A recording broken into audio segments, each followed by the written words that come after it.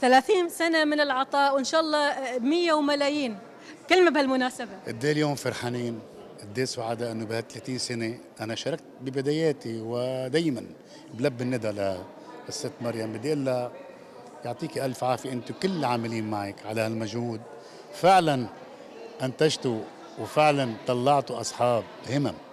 انا اليوم اللي شفته كثير فرحان، مخرجين مصورين رسامين ممثلين، يعطيهم الف عافيه. انا من كل قلبي بشكرهم ومن كل قلبي بهنيهم والله يعطيهم العافيه.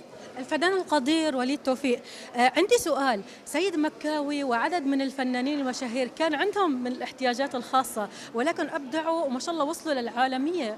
اليوم ما قاعد نشوف نفس أول، يعني احنا نتمنى يركزوا الفنانين على أصحاب الهمم، ممكن يطلع منهم حد مبدع. اكيد اكيد، ما هم بني ادمين وهم اولادنا واهلنا، بدهم بس مين يمد الايد.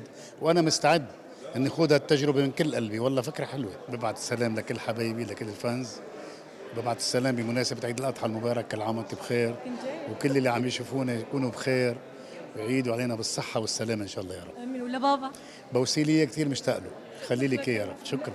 جديدة.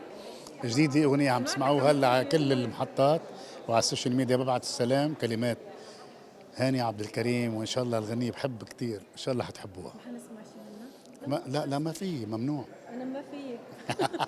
شكرا، إن شاء الله أشوفك بوسك دايما. الله. شكراً، الله شكراً. يخليك.